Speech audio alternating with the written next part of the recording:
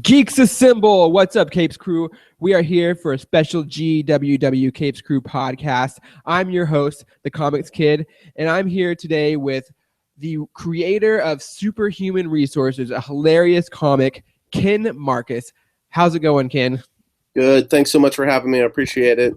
Hey, no problem, man. We're happy to have you. Sorry, we were gonna have you on the podcast, but we kind of were changing things up over there. So I still wanted to give you a chance to come on and share your story with the world. So here we are. So Ken, let's start off first. How we ask the first question we ask all of our guests.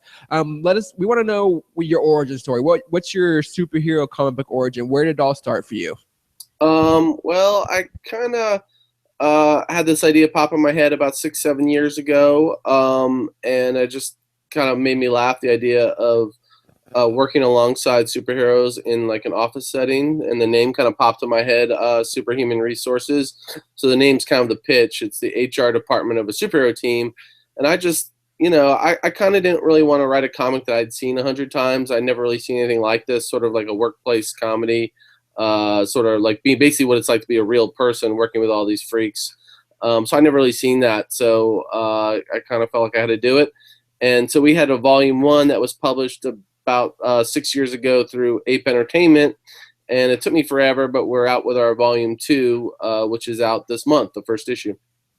And that's through Action Labs? Yep, that's awesome. Yep, that's correct. They're awesome. And I think our first issue is out the 22nd. So pretty soon. All right, so you got a little bit ahead of me. When I meant superhero origin, I meant your origin. Where did it all start for you? What from conception, like where did your parents conceive you to where you were born? I don't even want to think about my parents.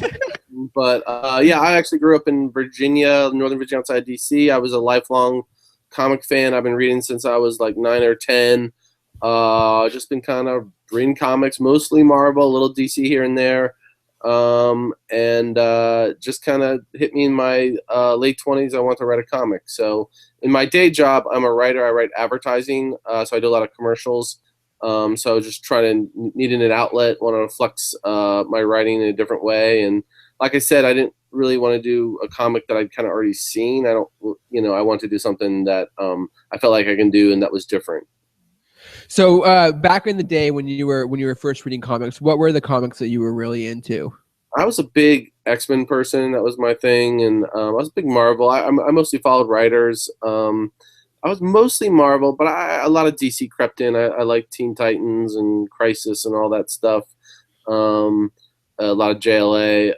I mostly follow writers now in the last 10, 15 years. People that I like Warren Ellis or Grant Morrison or Mark Miller or Bendis, Matt Fraction. I just kind of mostly follow writers. But I've been collecting I've got like 25, 26 long boxes up in the attic, so I'm doing it a while. So the dreaded long boxes. Yep. Every time my wife sees them in the garage, she's like, "What are we gonna do with these? They're just sitting here collecting dust." We used to have a small apartment, and they were like all right next to the bed. It was like super not romantic. Yeah. A major turn off. But that's a real panty wetter. Yeah. But it's still awesome. Right on. So back to Superhuman Resources. Mm-hmm. Why HR? Why not the advertising sector? Why not advertising for superheroes or marketing superheroes? Why the HR sector? I don't know. I just think it's fun. Like what I've heard is HR is where all the crazy stuff happens, where all like people get caught with like lawsuits and surfing porn and getting caught doing stuff they shouldn't be doing. It's like your day to day, all the embarrassing stuff kind of goes through HR. And it feels like I was also kind of fascinated with, like, you have these big organizations like Avengers Tower, Hall of Justice, or Baxter Building. And I just keep thinking, like, there's all this day-to-day stuff, like, no one ever talks about, like, how is that spaceship there? How are all these computers hooked up? Who does payroll? What are all these other people? Like, stuff you never really see or talk about, but has to happen. Like, who sends out the packages? Who signs for them? Just basic stuff. But even that's kind of like the wrapping of my comic. At the end of the day, it's basically what it would be like to work with the most dysfunctional coworkers you can possibly have, which would be superheroes. So basically all the dysfunctional stuff you see in your day-to-day job would be magnified if you worked at the Hall of Justice. So Volume 1's already come out and been out for a while. Give us the breakdown of what happens in volume 1 as we go in volume 2? Okay, so our story's stored in volume 1, which is we just reissued as a trade through Action Lab. It was out last month. You can get it at Comixology too. It's the first day. Tim is our main kind of protagonist, and he's a temp in accounts payable, and he gets the weirdest temp job he's ever had, which is in this Super Crisis International, which is basically a building filled with superheroes. And so he has to sort of navigate all the, like I said, dysfunction, and he has to like audit them. He has to figure out like to get purchase orders signed. He has to go to the holiday party.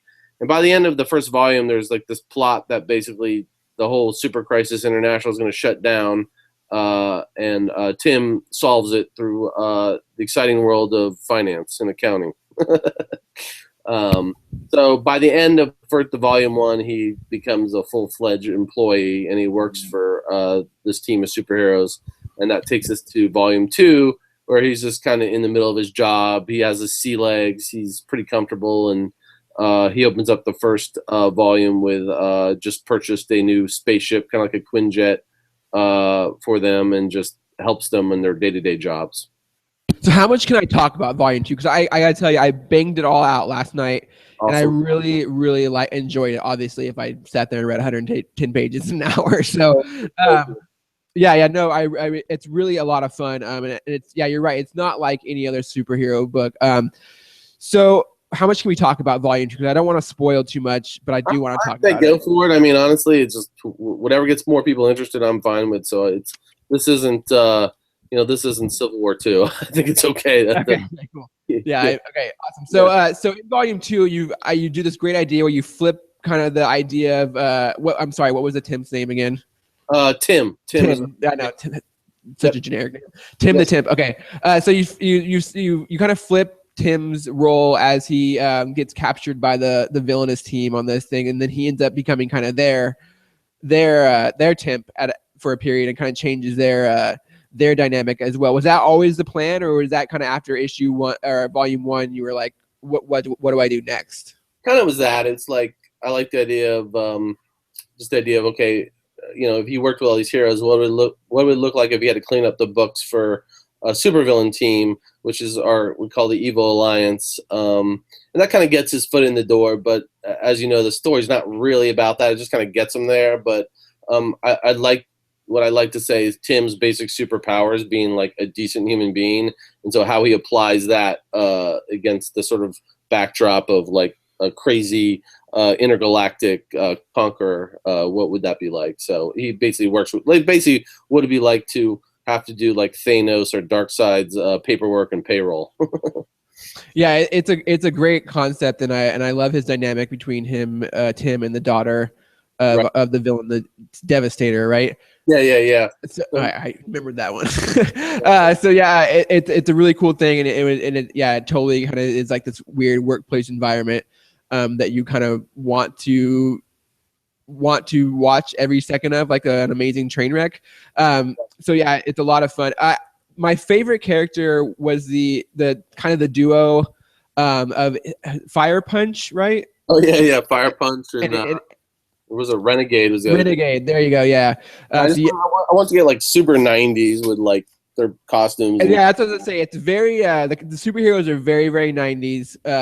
And Fire Punch especially, he constantly gets like the metaphor wrong. Like instead of saying jack you up, he says jack you off. Or and then Renegade gets all pissed. I loved every one of those moments. Those were great. So my question is, where are any of these characters kind of inspired by people in your life, or where does the comedy come from? In that particular case, not really. Although I do like, I've read like so many comics. I do like sort of like these platitudes they speak in. And it's kind of funny to mess with that and get that all wrong. Like 90s comics were just kind of like over the top platitudes and stuff. So, so that was sort of the inspiration there. As far as like everything else, like I'm sure like everyone has had a lot of bad day corporate jobs. So a lot of the characters we run into kind of have some basis in real life. Like there's an office gossip. There's like sort of the nerds and shipping and every kind of dynamic, like a weird supervisor, someone who surfs porn, like everything that you would see in an office would also happen with superheroes. So everything's kind of drawn from it's pretty universal in every office, but they just happen to be superheroes or villains in this case. So was comedy always the plan, or do you have a more serious tone book in you, or is comedy kind of your zone? Probably. I feel like I don't think I can do honestly, the stuff I like to read is really dark and serious, and like I love, like I said, like Warren Ellis, or I like really serious dark comics, but I don't feel like I can do that. So, but I do feel like there is a kind of an opportunity to do more fun and funny books, and I actually feel like Marvel's done a good job of that lately with like Hellcat or Squirrel Girl and Howard the Duck. Like when Superhuman Resources came out, there weren't a lot of funny superhero stuff. Now I feel like there's a lot of choice out there as far as tone and having fun books. Yeah, I think it's inherently more difficult to be funny in a comic book because there's so much nuance and kind of things you can do to really fuck it up. Yep. So I think that, like I said, it's a testament to Superhuman Resources how, number one, how funny it is, and it's just joke after joke after joke. In fact, there was a point I was kind of like midway through, I was like, maybe I need a page without a couple jokes. There's just so many jokes in it, which is not a bad thing. And then right when I said that, though, then the break came. And there was a serious or kind of like a more plot driven moment. So. Well, I think the comic's really well paced as well. Thank you. Yeah, I mean, it's probably not a big surprise if you read it that like to see that I'm like a big Simpsons person, and I always love that you can still have lots of jokes, but still advance the plot and have like parallel plots going and kind of tie up together. And I rip off the Simpsons a lot, so it's not a big stretch to get there. Yeah, and actually, impossible not to. I actually think that was a big difference between Volume 1 and 2. Is like I really made it. Kind of effort to be much more plot driven, have like stuff happen as opposed to just sit there and tell jokes. Yeah, like I said, it's paced really well. You kind of don't know where it's going until the middle of the second issue. Yeah. And that's what I actually love about The Simpsons is like, and even though like my book's all about, it feels like it's workplace humor and superheroes, it's not really what it's about. That's not really where it ultimately winds up, and I kind of like that. That just kind of gets you in the door, and then that's not really what it is. So I always like that about some like Simpsons is like you think where it's going is where it's going, but it's not. Yeah, it like I said, it was awesome, and I really just kind of love all the characters. And that was my next question. You have so many characters. It was really kind of hard to keep track. How do you keep track, and who's your favorite? Yeah, I mean, there's like it's not a big leap to say there's a lot of archetypes. There's like a Batman archetype. There's like a Thor archetype. There's a Superman archetype. There's like a Starfire archetype. Like so, it's not. I'm kind of shorthanding stuff. Yeah, but I think that adds to the humor. So I mean, I wouldn't like shortchange yourself. Yeah, and like or like a Swamp Thing, and so like subverting what you kind of already know about these people, or there's like a weird little alien, and so it's like just having fun with kind of types that we all know and just playing with it. Honestly, the best thing is like starting a comic. Like I didn't know what I didn't know. Like once I have all these characters, I realize, oh my gosh, there's so many characters. What am I gonna do? It like getting them in and off stage in a way that made sense. I kind of had to force myself into do it because I like if I had to do it all over, I would have had a lot less characters. But I was like, in fact, my first artist kept drawing interesting little weird characters. I'm like, well, I like them. Let's give them a part. And then I would push them to the front of the stage. And then so I had a lot of characters to juggle, and hopefully I did a better job the second time. Yeah, I mean, I will say there are a lot of characters. It did feel overwhelming at times because you do have a good guy team and a bad guy team, but I do feel like each character kind of got their own moment, which is once again in a 4 issue story arc. It's pretty, with the amount of characters you have, it's pretty awesome. Yeah, thank you.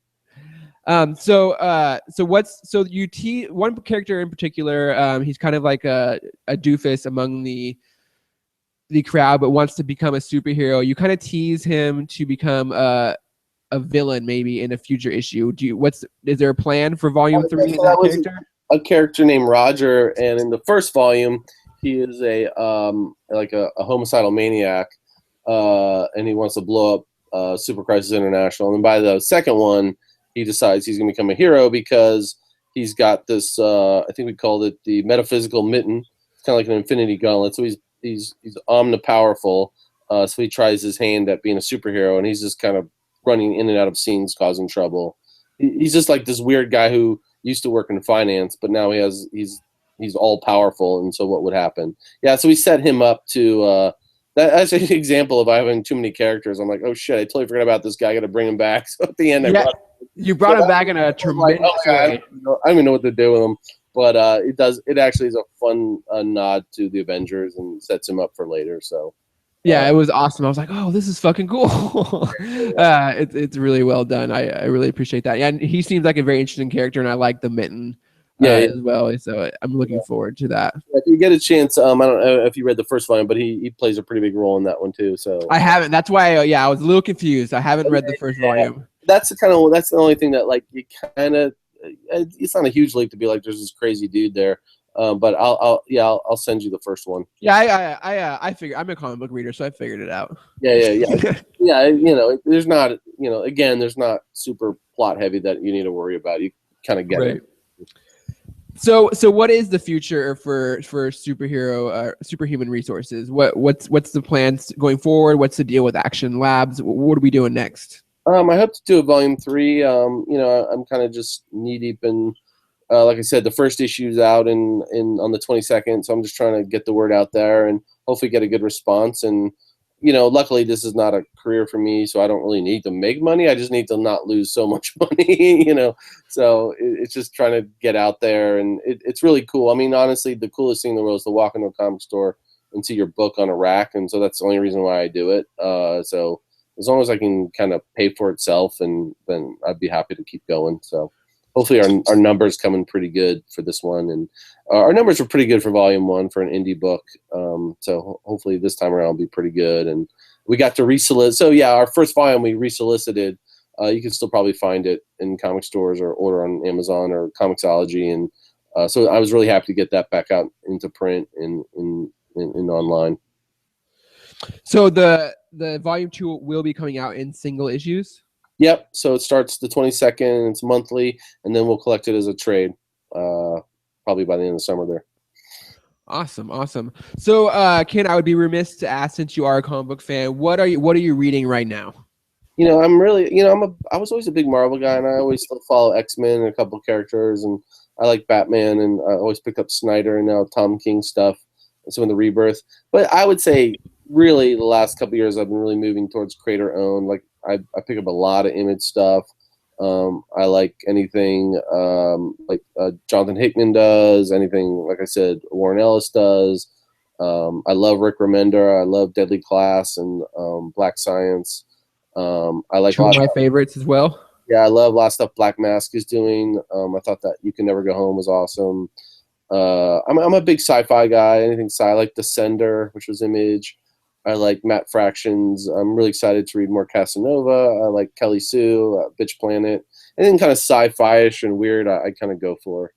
And I have to admit, I'm really, and I kind of feel bad about it, but I'm much more trade weight now. Like I just like having a book on a shelf now. So a lot of times what I do is I buy one issue, figure out if I like it, and then I just wait for the trade.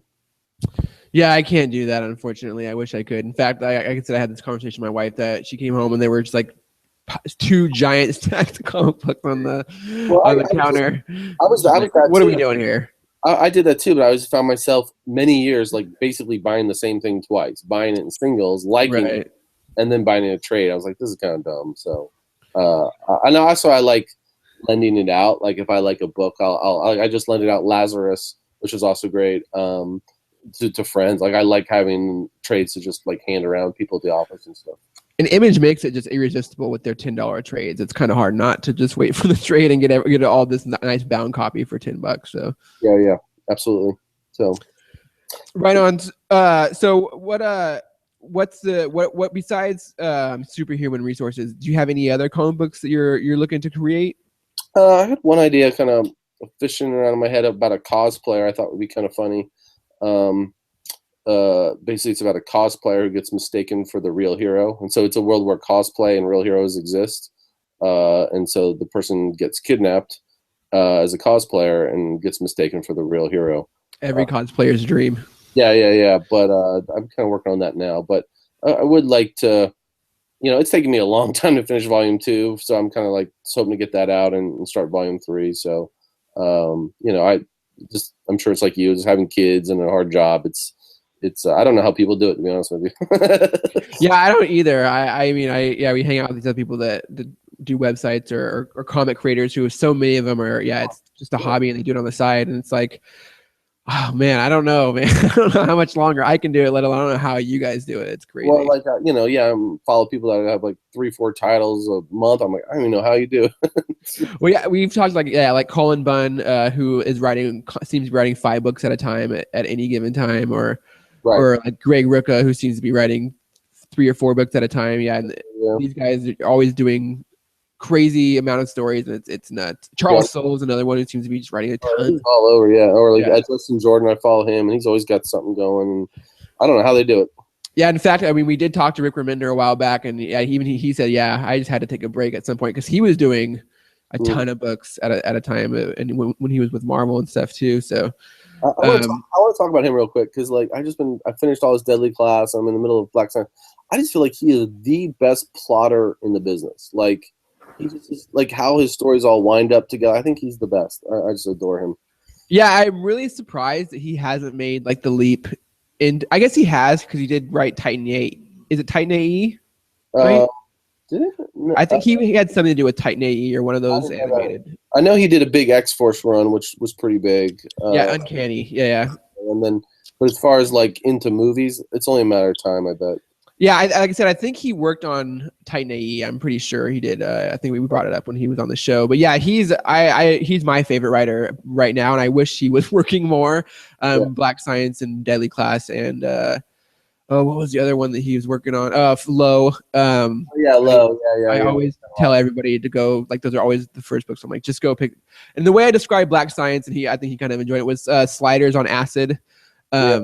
So I think that's always kind of like perks people's ears up real good. Yeah, he plots everything so well, and then he makes you just fall in love with characters and instantly kills them the minute you like think they're going to be okay. And it's heartbreaking. He does this weird thing where like most comics you think, okay, the problem's over, and then you realize they're in a much bigger problem. He just does it so well. Yeah, I think one of my favorite scenes that he wrote was in Uncanny X-Men when Wolverine drowns Daken. They have this that's very kind of like conversation, and he kind of like, you're a monster, and well, basically because you're about to kill your own son, he's like, I kind of am, but you're a monster and I have to kill you. So he just sets that stuff up so well. And the same thing with the Apocalypse saga and that stuff too. So I can talk about that all day. Yeah, me too. Here's hoping he kind of gets back into I would really like to see him go to DC and do it, kind of see what he does there with Rebirth and what they're kind of doing and the shakeup that's going on over there. Maybe put him on like a Watchmen book or something. That would be crazy. I don't know if he would do that though. Yep. So since you said you were reading Rebirth, what are your thoughts? How are you feeling about it so far?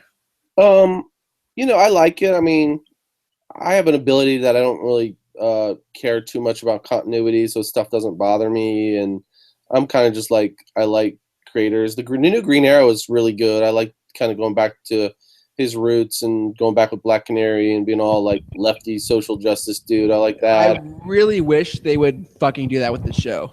Like the comic that the #1, the Rebirth #1 that came out, I read that and I was like, fuck, they should just copy this comic and just put it right on TV, because they would make it's perfect. And Black Canaries, they're kind of like back to a thing, which I always felt like was weird that they weren't like together anymore. So I think there was like an implicit kind of acceptance that the last reboot wasn't what they wanted to do, and which is weird because they had Jeff Lemire on it, who people seem to like adore. Yeah, he's great. So I think it's more just like, just kind of, I don't know. I don't even mind reboots. I'm just kind of like, a good story is a good story. I don't really care which version of the character or what continuity. I don't care. I'm the same way. I have to say, like the Jeff Johns, the first Rebirth, where like Wally West, like I don't even care about Wally West, but I just thought he did such a good job, and I got a little choked up. He just did. He just. Oh did, yeah, I was ball of tears by the end of that thing. Yeah, he did like a big sprawling thing, but still made it very human and personal. Like I thought that was awesome.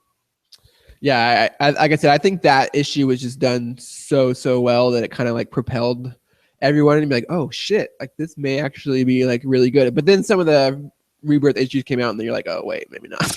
Yeah. I have high hopes for the first Rebirth Batman was kind of like setting up the chess pieces, but I really like Tom King. I think he's awesome. So yeah, I have issue 1 today, so I'm gonna go check it out as soon as we get over here. In fact, my favorite was the Green Lanterns. Okay. I really because I just love that character so much, and I think that's just really hard to get to do right. And really, the only guy that's kind of done it right has been Johns. Yeah. But I think if the movie is going to be a success, they just need to make it a buddy cop, like buddy cops in space. And that's what they're doing with the comic. Granted, it's Jessica Cruz and Simon Boz, who maybe aren't the most popular Green Lanterns, but putting them together and kind of making them be these two rookie cops together in space. I haven't picked that up, but that sounds good. Yeah, he does this really cool thing where I don't think I've seen it in a like a thing before, but he like merges their lanterns, so they literally can't be separated. So they have to they can only have one lantern between them. Yeah, so it's this cool moment. It's like I said, I feel like it's a testing ground for the movie. Like if they can make that work, then maybe that's the direction they go with a Green Lantern movie.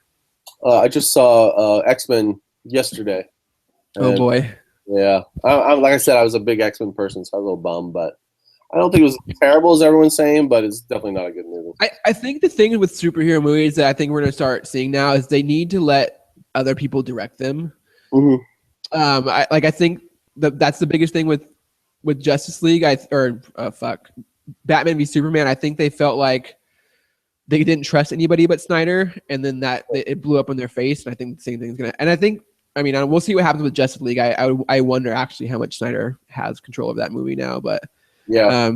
But I mean I think the same thing's happened with X-Men too. Is I think just it's too much Singer, and they need to shake it up. And the best one was when Matthew Vaughn came in and shook it up. So I think they really need to get back to doing that and that's what Marvel does so well. Like they let directors come in and kind of.